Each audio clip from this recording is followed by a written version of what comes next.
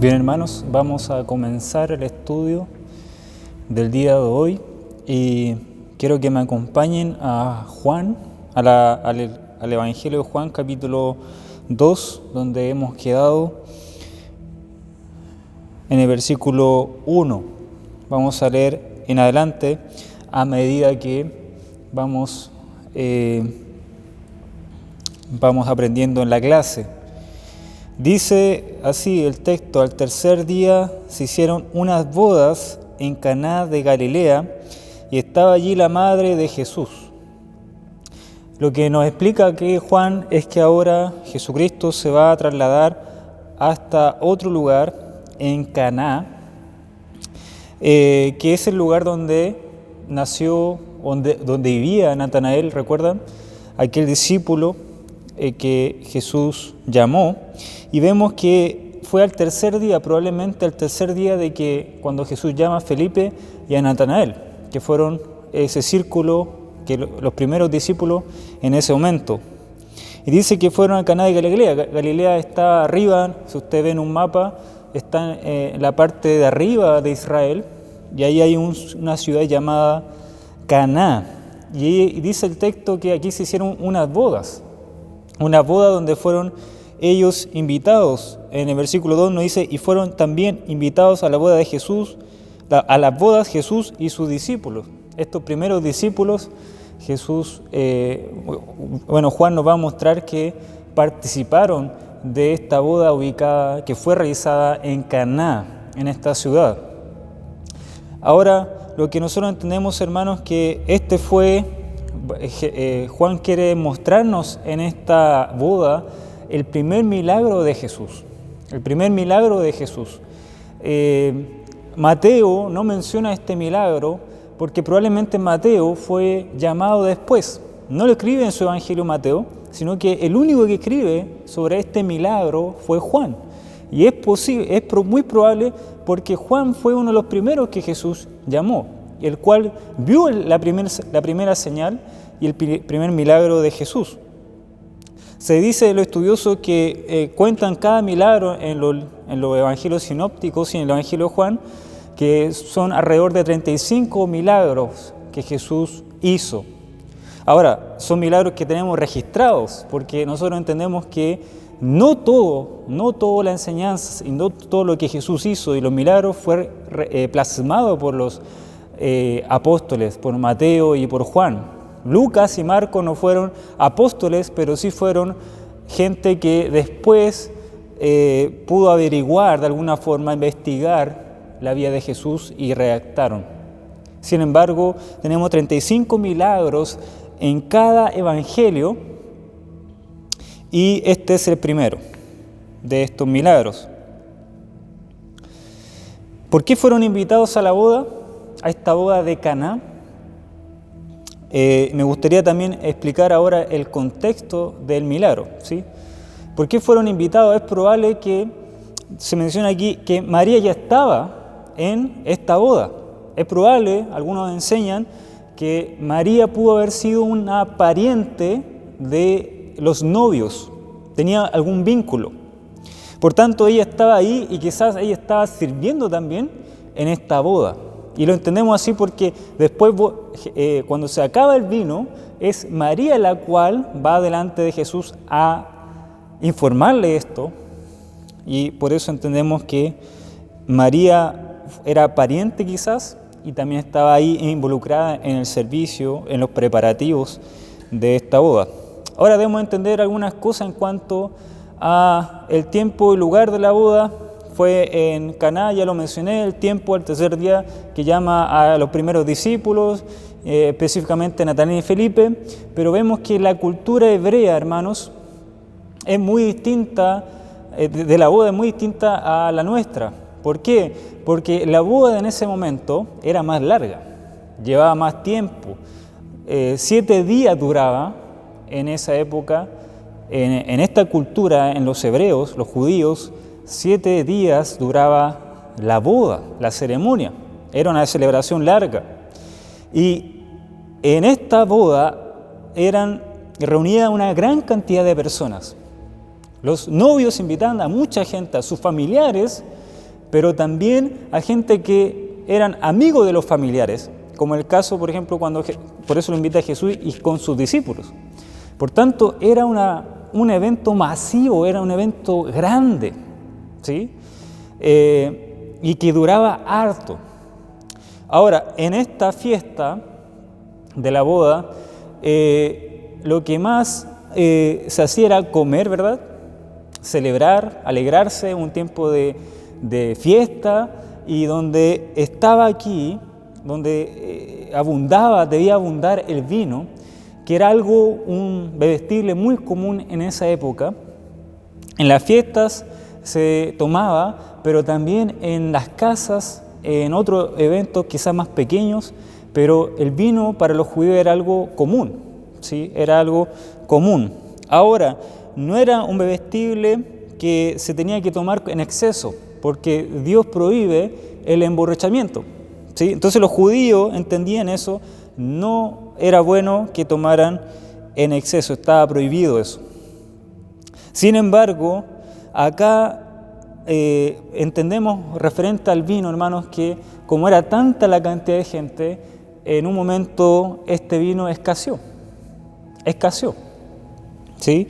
Y por eso notamos que en el versículo 3 dice: y faltando el vino, la madre de Jesús le dijo: no tienen vino. Se le acerca a Jesús y le informa que se había acabado el vino. Bien.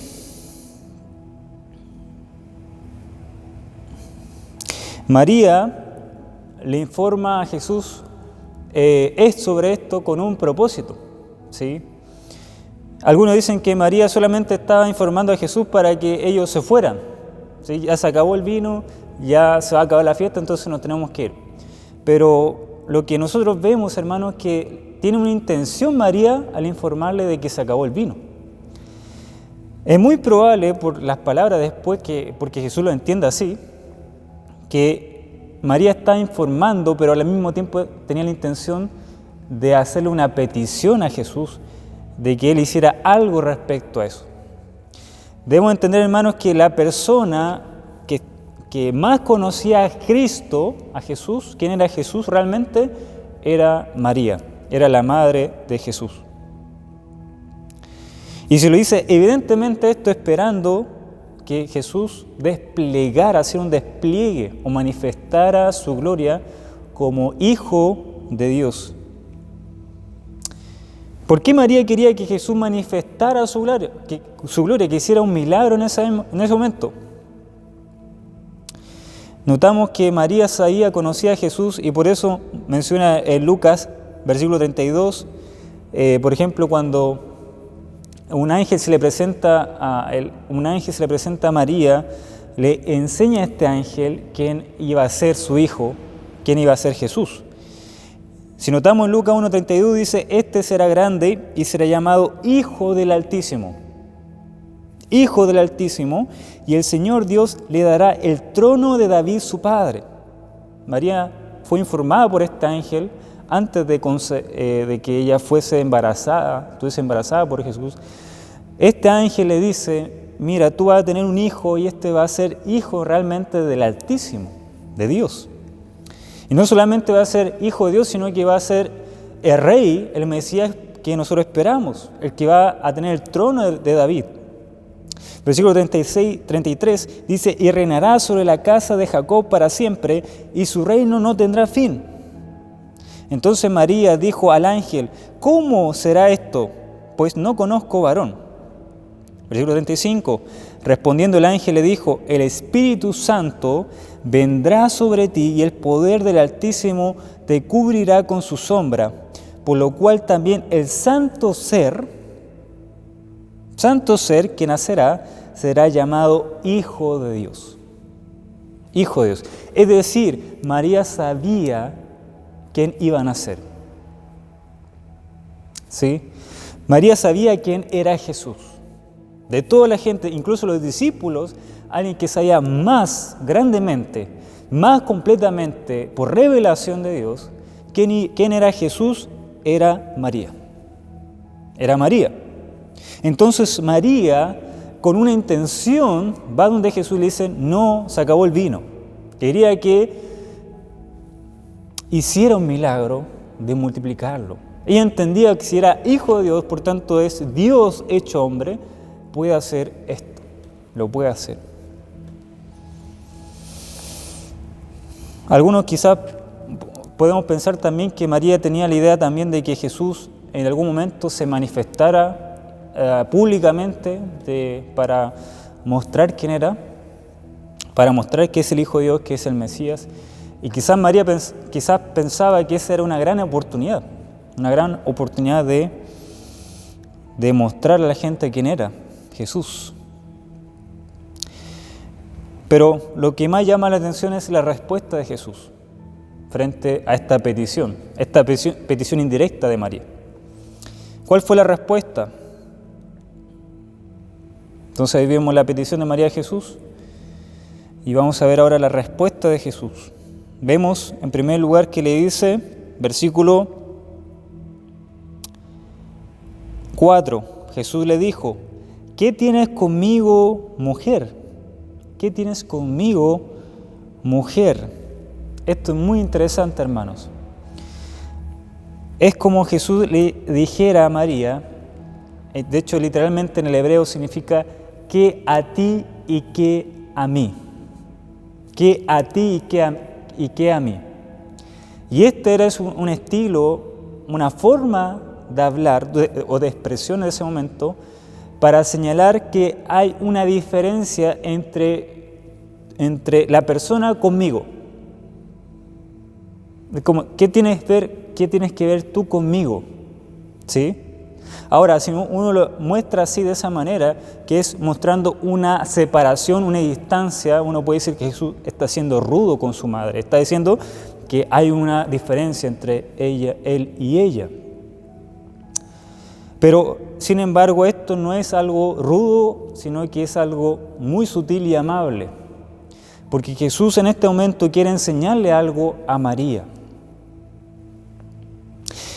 Quiere recordarle, mejor dicho, a María sobre quién es Él. Y aparte que le dice mujer, ¿sí? Notaron, no le dice madre, sino que le llama mujer. Y esta era la forma donde Jesús también se dirigió cuando fue crucificado y le dijo a Juan que pudiera recibir a María como su madre. Y le dice mujer en la cruz. Pero no una forma despectiva, sino que una forma de cariño, de respeto, pero al mismo tiempo de mostrar una distancia y una diferencia.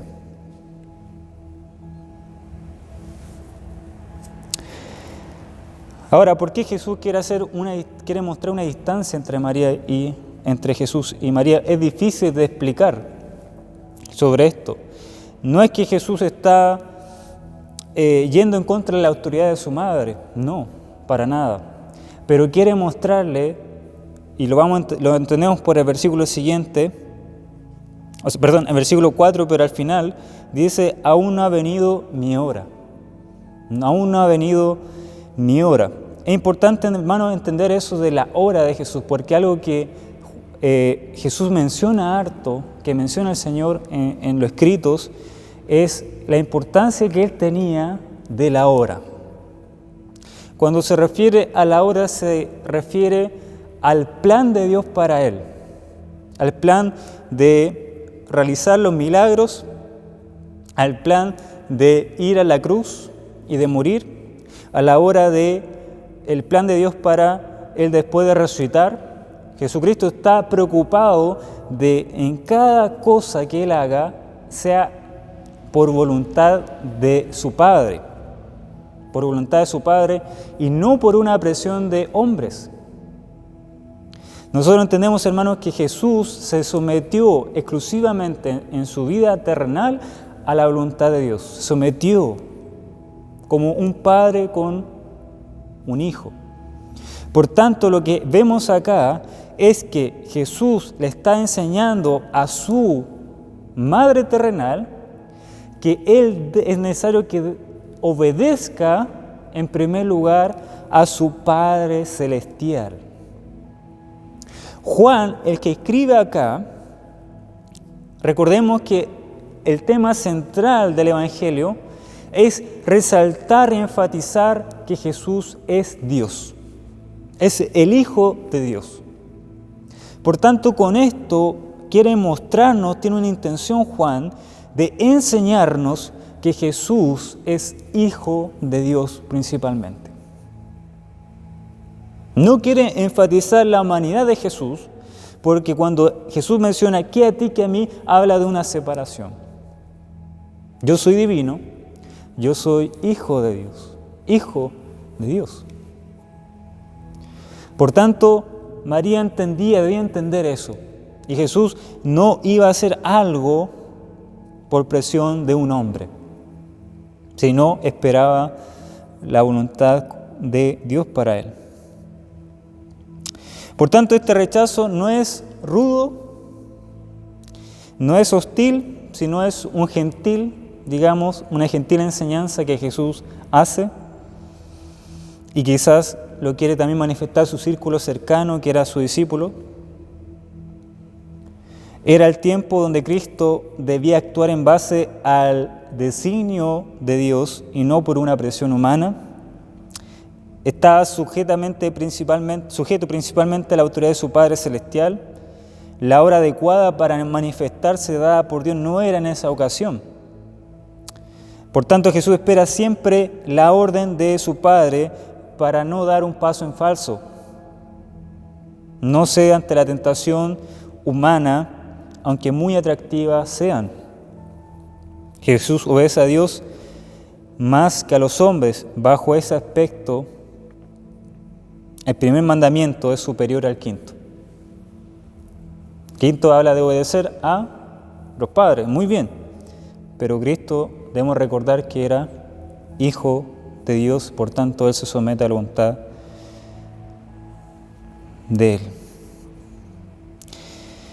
Y esto, hermano, nos deja una enseñanza a nosotros, que así como Jesús enfatizaba que Él necesitaba realizar la obra en la hora de su Padre, nosotros, hermanos, debemos también buscar eso, hacer la voluntad de Dios y no de los hombres. Debemos buscar siempre obedecer a Dios y tener un temor por agradar a Dios en primer lugar. Y a veces la presión de un hombre puede hacernos hacer cosas que pueden ser buenas, pero son cosas que Dios no nos ha pedido que hagamos. Por tanto, debemos ser sensibles a qué Dios quiere para nosotros. Por tanto, la Biblia debe ser el centro de nuestra dirección, nuestra guía, así como Jesucristo se sometió a la voluntad de Dios, de su Padre. Ahora, lo que nosotros entendemos, hermanos, es que la reacción de María fue muy buena. ¿Sí? Ella no se enojó. No, ¿por qué? Porque no fue algo rudo de Jesús, sino que dice el texto, versículo 5, su madre dijo a los que servían, haced todo lo que os dijere. O sea, entendió María lo que Jesús quería enseñarle a ella. Y por tanto María se somete ahora a la voluntad de Jesús. Y vemos un claro ejemplo de María en cuanto a eso, a que mejor hagan la voluntad de Él, que Él haga y sigan lo que Él dice. Entonces vemos acá que María dice, acepto lo que os dijere, revela sumisión a su Hijo. Quizás Juan, el que escribe la carta, tiene el propósito de demostrar que Jesús es superior a María. Nosotros entendemos que quizás en esa época se levantaron círculos que ya estaban enseñando que María era igual a Jesús, o incluso que era superior a Jesús. No lo sabemos muy bien, pero Juan sí sabemos que él quiere enfatizar que Cristo es superior a todos. Superior a todos. Y por tanto, esto lo comprendió María a tal punto de decir, hagan lo que Él dice. Hagan lo que Él dice. Él tiene la autoridad. Y hermanos, ese debe ser también nuestro corazón, así como el de María. A veces nosotros pedimos en este tiempo muchas cosas al Señor. Señor, haz esto.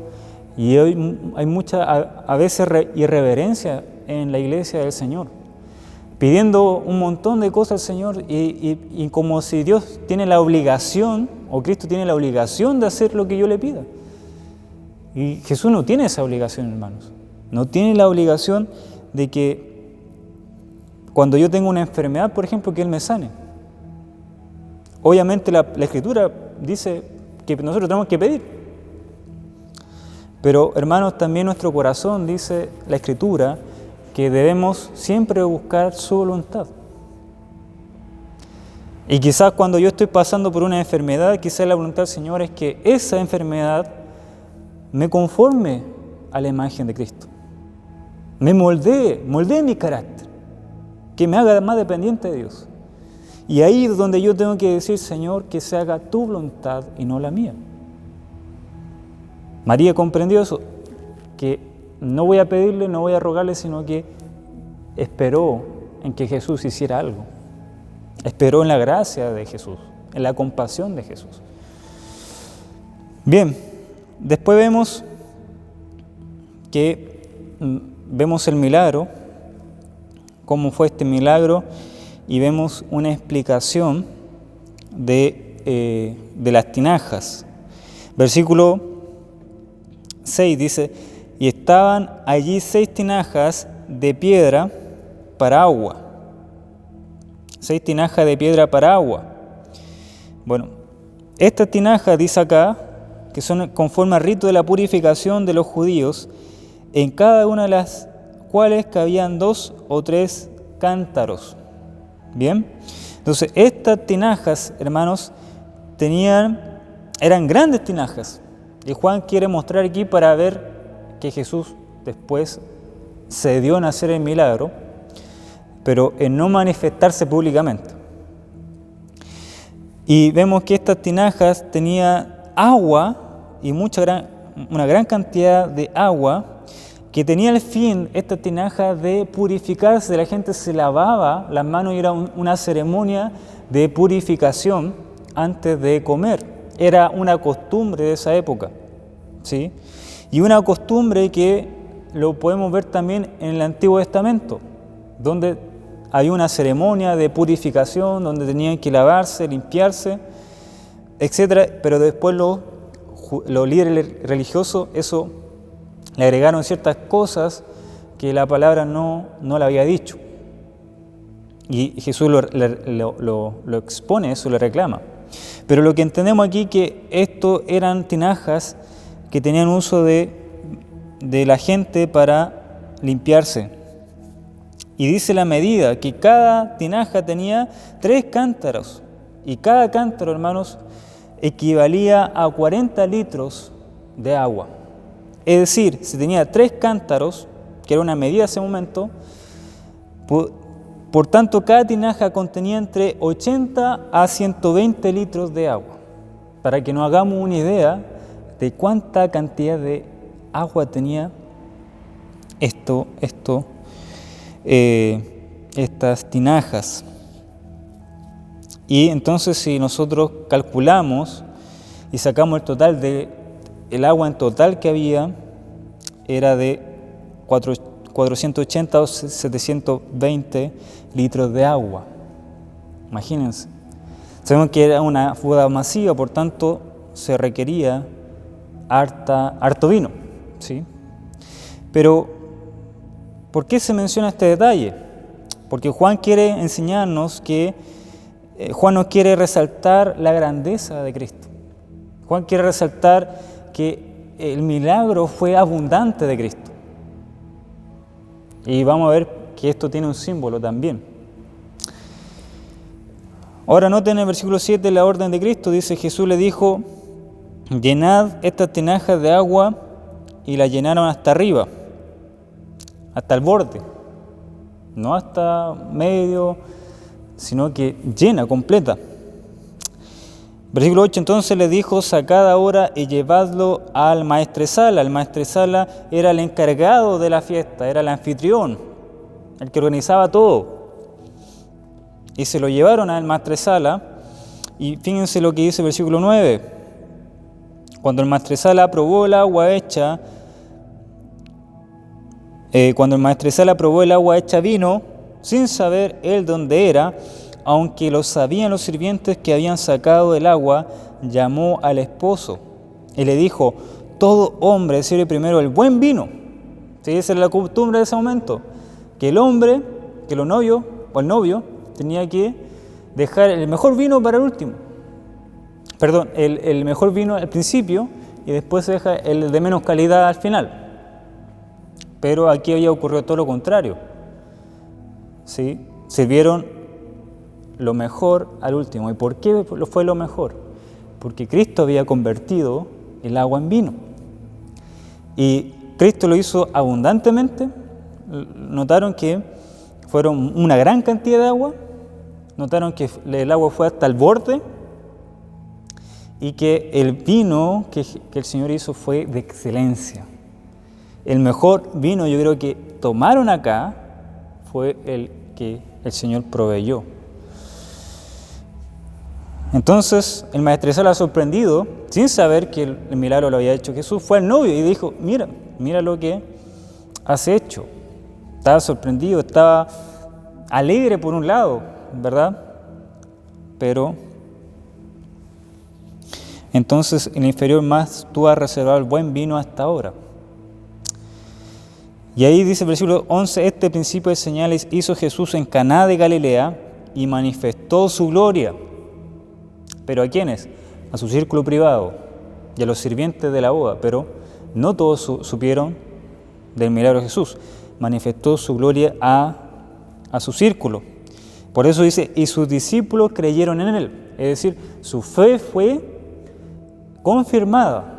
Ya estaban creyendo, pero en este milagro su fe fue más fuerte. Después de esto descendieron a Capernaum, él, su madre, sus hermanos y sus discípulos, y estuvieron allí no muchos días. Bien, entonces vamos a ver ahora el significado del milagro. ¿Sí? Nosotros debemos entender, hermanos, que Juan elige ciertas señales con el fin de mostrar una enseñanza y quiere mostrarnos quién es Jesús. En todo el Evangelio de Juan quiere explicarnos quién es Jesús. Hermanos, los milagros no tienen un fin en sí mismo. No es para que la gente estuviese contenta o para simplemente que la gente se sanara, fuese feliz y que...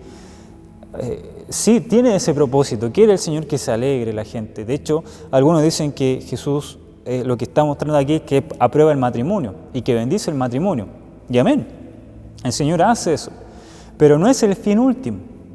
No es el fin último del milagro, sino que el fin del milagro es mostrar la esencia de Jesús. ¿Quién es Él? Y por eso mucha gente cometió el error de seguir a Jesús simplemente por los milagros, pero no por lo que Él es. Y nosotros debemos seguir a Cristo por lo que Él es, no por lo que Él nos puede dar o hacer. Y nosotros entendemos, hermanos, que Juan quiere explicarnos a nosotros que hay algo detrás. Por ejemplo, cuando Jesús hace un milagro, por ejemplo, cuando sana a un ciego, recuerden, de nacimiento, después Jesús aprovecha ese momento para dar una enseñanza respecto a que Él era la luz del mundo.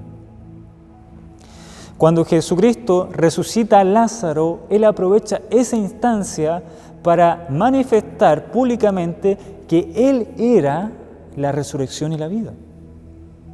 Pero acá en este milagro de convertir el agua en vino, no vemos una enseñanza anexa a este milagro. Sin embargo, nosotros podemos observar que sí hay un simbolismo acá, sin caer en un extremo de alegorizar todo, pero sí hay algo evidente acá.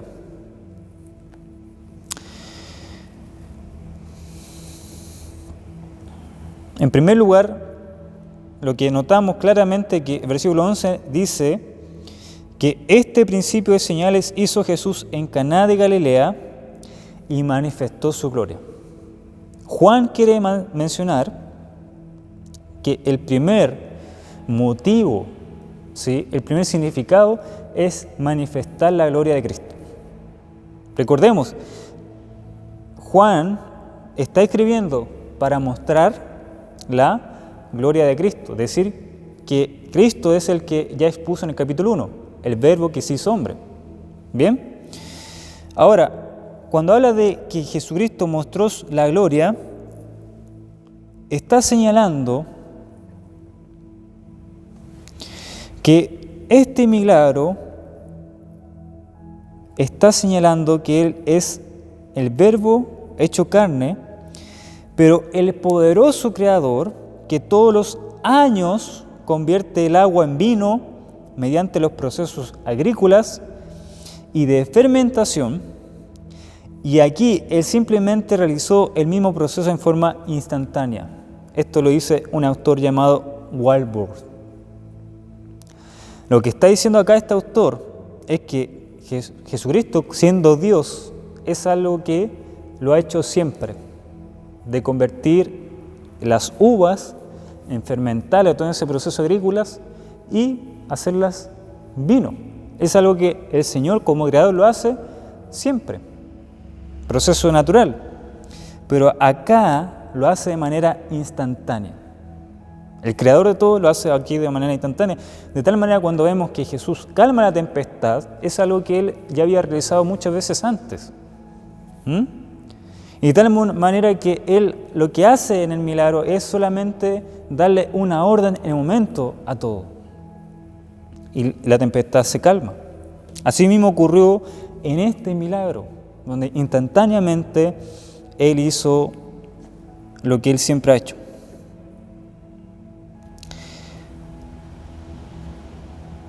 ¿Sí? Y quiere manifestar estas señales que Jesús realmente es Dios y es la gloria de Dios que está ahora en este momento en el mundo. ¿Sí? Manifestar esta gloria del Creador. Pero hay otra cosa detrás de esto, que Cristo vino a inaugurar un periodo diferente. Cristo vino a inaugurar un periodo distinto, ¿sí? Distinto. Es posible que Juan quiera señalar con esta señal que hay un nuevo periodo de tiempo en la llegada de Jesús, en el comienzo del ministerio de Jesús, que supera el antiguo pacto, el antiguo rito judíos. Vemos un notable contraste aquí, si ustedes se fijaron, entre las tinajas de agua de la purificación, que era algo del Antiguo Testamento, algo de Israel, algo de lo líder religioso, pero hay un contraste ¿con qué? Con el vino, que se está refiriendo a una nueva era, a una nueva etapa, a un nuevo pacto que Cristo iba a hacer con el pueblo de Dios. Cristo está diciendo, en cuanto a esto, las tinajas que están con agua, convertirla en vino, que Cristo pone fin a los rituales externos judíos, pero ahora hay bendición y libertad en Él. Hay bendición, hay abundancia en Él. Algo que Juan ya lo ha estado diciendo. ¿Recuerdan cuando dice en el capítulo 1 que versículo 17, pues la ley por medio de Moisés fue dada, pero la gracia y la verdad vinieron por medio de Jesucristo? Juan quiere mostrar una transición entre los antiguos rituales a ahora la venida de Jesús, la llegada del Mesías.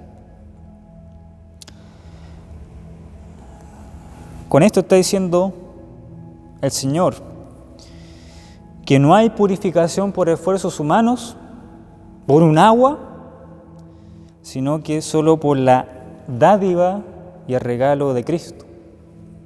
Cristo, Él es el que puede purificar.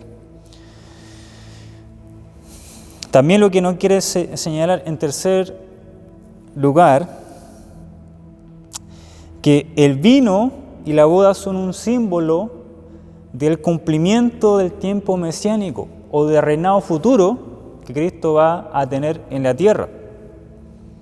Cristo Cristo va a introducir una época distinta con su llegada, donde culminará en su reinado eterno. El vino en abundancia, vieron que es abundante, es señal del tiempo mesiánico. El Antiguo Testamento lo menciona así. Cristo va a restaurar el remanente de Israel, es decir, la iglesia, el pueblo de Dios. Por ejemplo, notamos en Isaías 25:6, y Jehová de los ejércitos hará en este monte a todos los pueblos banquete de manjares suculentos, banquete de vinos refinados, de gruesos tuétanos y de vinos purificados. Va a haber gozo, va a haber alegría cuando nosotros estemos en la presencia de Dios, en los cielos, pero también cuando Cristo venga a establecer su reino en la tierra. Jeremías 31:4 dice, aún te edificaré y serás edificada, oh Virgen de Israel. Habla de una restauración. Todavía serás adornada con tus panderos y saldrás en alegres danzas. Hay alegría y gozo. Aún plantarás viñas en los montes de Samaria, plantarán los que plantan y disfrutarán de ellas. Y traeré el cautiverio y disfrutarán de ellas. Amós 9:14 dice, y traeré el cautiverio a mi pueblo Israel, y edificarán ellos las ciudades asoladas y las habitarán, plantarán viñas y beberán el vino de ellas, y harán huertos y comerán el fruto de ellos. El vino habla de abundancia, habla de alegría, habla de fiesta, habla de gozo.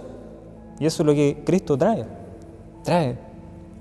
Zacarías 8:12 dice, porque habrá simiente de paz, la vida dará su fruto, y dará su producto la tierra, y los cielos darán su rocío, y haré que realmente este pueblo posea todo esto. Una vida en abundancia, en prosperidad.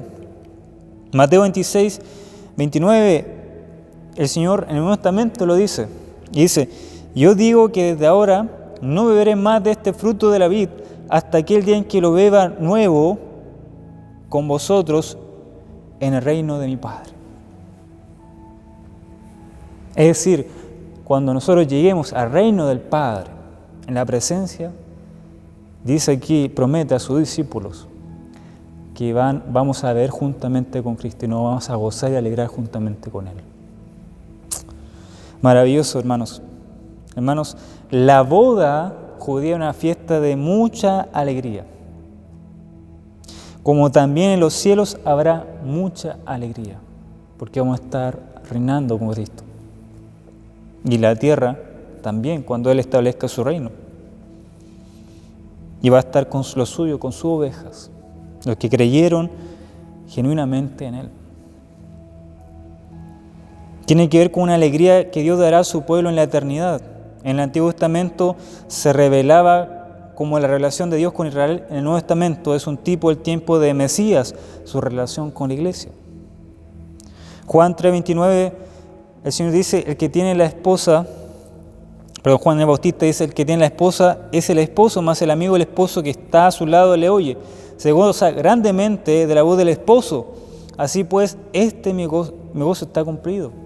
Habla de una relación íntima entre Cristo y su iglesia.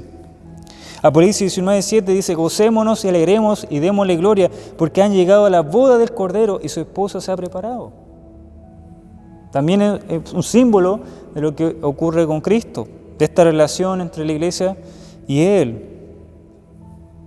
Apocalipsis 22 dice, yo, Juan, vi la santa ciudad, la nueva Jerusalén, descender del cielo, de Dios dispuesta como una esposa ataviada para su marido, para Cristo. Entonces, hermanos, la boda y el vino habla de abundancia, habla de alegría, habla de restauración, habla de paz, de gozo en Cristo. Y eso es lo que el Señor está mostrando acá también esto. Que ya no hay un rito judío, como lo mencioné antes, sino que ahora viene a traer una vida en abundancia. ¿Sí?